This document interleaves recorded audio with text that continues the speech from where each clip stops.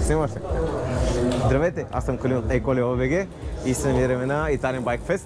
Случайно видях шатрата на Fitlock. Това е една много интересна система за поставяне бутилките към велосипеда. Накратко да ви я покажа.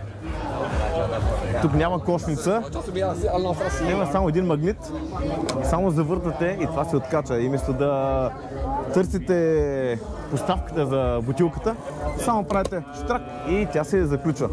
Бутилките са много готини, с капачка пиете, а не първо да изплювате праха и кълта. Много са интересни и много леко се штракват. Тук гледам, че има много голямо разнообразие от бутилки. Ние продаваме такива, но в момента ни казаха партньорите, че има такива, които са антибактериални, т.е. поставя си вътре антибактериален филм и водата не е зеленясва. Има и други цветни, да си ги избирате само спрямо цвета на велосипеда. Но едно много интересно нещо, което ни показаха и мисля, че ще проявява интерес на вас. Това е да си сложите телефона върху колелото.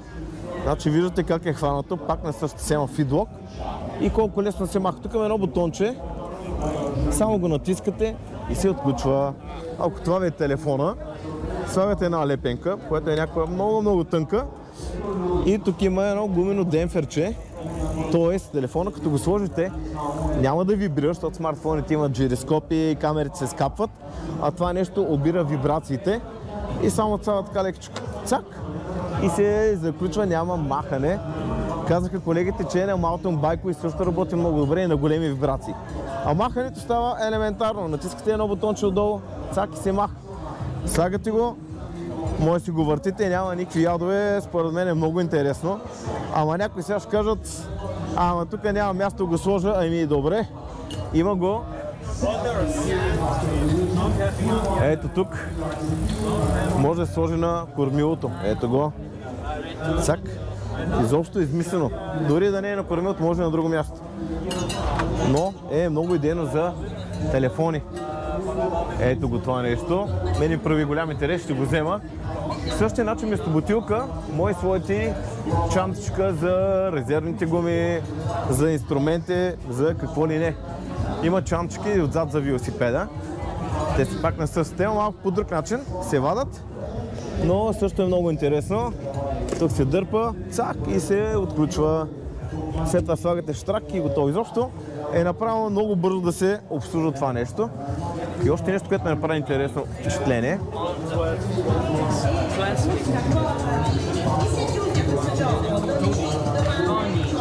Така, ето това нещо. Може да си го сложите пак на място на бутилката за водата или някъде на рамката. Това се отпуска и с тези, как да го кажем, корди, може да сложите всичко. Бутилка, инструменти, вода, сандвич, уиски, каквото искате. Стягате го и няма никакви проблеми. Така че може да фиксирате някакъв багаж, който искате, където искате. Това също е много интересно и лично аз бих си го взел. Ето, дадене пак става много бързо. Штрак и сте готови. Даже няма смисъл да го махате от кордата. Штракате го и е готово. Има също така много добри адаптери да се променя място на бутилката, защото на маунтън байковете шоковете много пречат и удрят бутилката. А тези адаптери са много полезни да я слагате нагоре или надолу. Има много интересни неща, просто трябва да ги поръчаме и да дойдат в магазина. Очаквайте ги, ще ги имаме. Айде, че от нас ще само много горещо, вече трябва да пием малко вода.